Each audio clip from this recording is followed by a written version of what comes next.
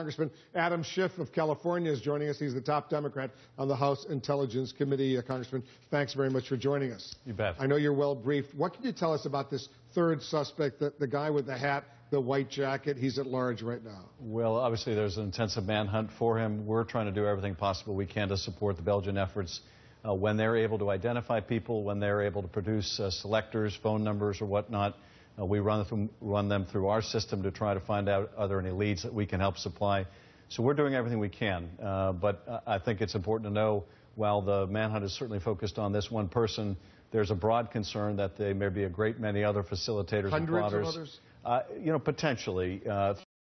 Europe. I don't know that there are hundreds within Belgium.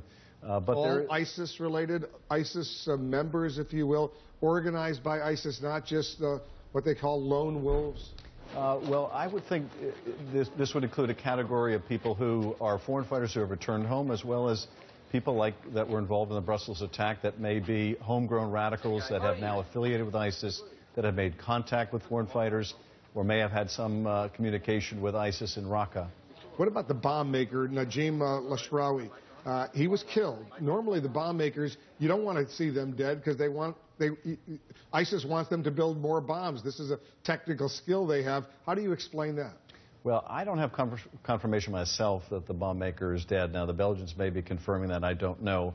That's what they're saying. But I think that the materials, frankly, are quite readily available. And ISIS is doing its best to disseminate the skills necessary to make these bombs. So if this bomb maker blew himself up, as you say, the Belgians are confirming. Unfortunately, there are many others to take his place. And this is why this effort has to be so intensive. Unfortunately, they've demonstrated the capacity to resupply. They had people, obviously, in Paris that detonated themselves.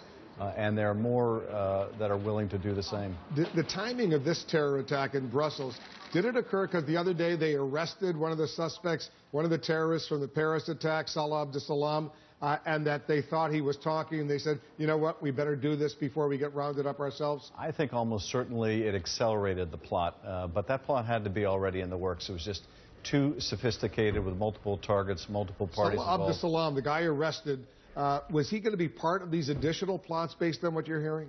Well, certainly if the reports are accurate about what was found on that laptop, it looks like he was going to be part of these plots.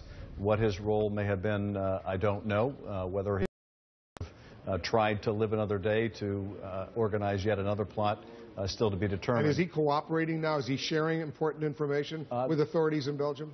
That's not something that I'm able to speak to today. And, I think part of the concern, frankly, is that may have led to the acceleration of the last plot, the belief by others that he was talking, and I just can't confirm whether that's accurate or not. All right, Congressman, stand by. We have more to discuss, including this pretty extraordinary State Department travel alert issued warning Americans maybe this is not a good time to go to Europe because of near-term terror attacks. Much more with Congress. Let's bring back Congressman Adam Schiff, the top Democrat on the House Intelligence Committee. What are you hearing about the State Department warning of near-term attacks? And Americans should be very cautious about going to various locations in Europe right now. Well, this is extraordinary for the State Department to be warning travelers about something as broad as Europe. Usually it's very country-specific.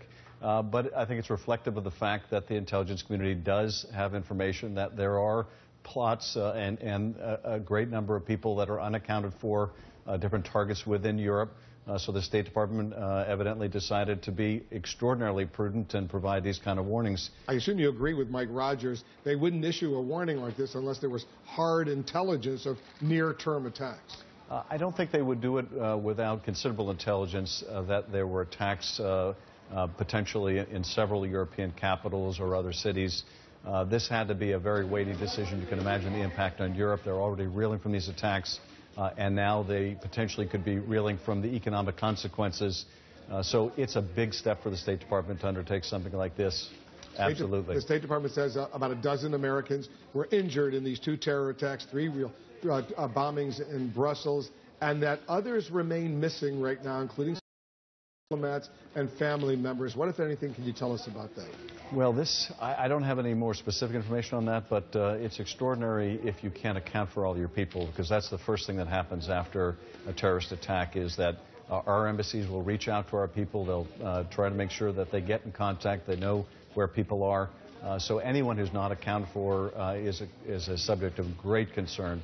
Have you heard any indication that Americans were specifically targeted in these attacks? I have not heard that. Now, we have seen public reports that the location of some of these bombs may have been near some of the American carriers. It's also, I think, pretty evident, though, in terms of the metro, that this was an attack also on the whole fabric of Europe, on many of the European institutions.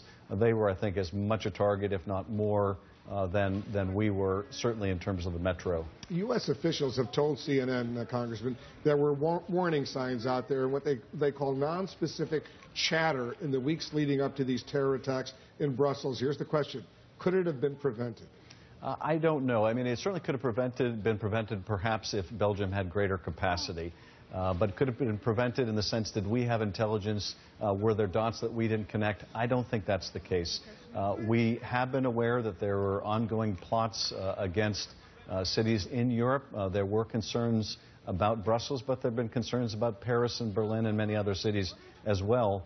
So we often get a lot of information about the general timing and the general location, but we generally don't get, unfortunately, very specifics about on this date they're going to go after these targets. So what's especially worrisome is that these terrorists apparently were well known to Belgium authorities. Interpol had what they call a red notice on one of the suicide bombers, yet they were moving around in daylight, if you will, and no one was picking them up. It looks like a major security failure.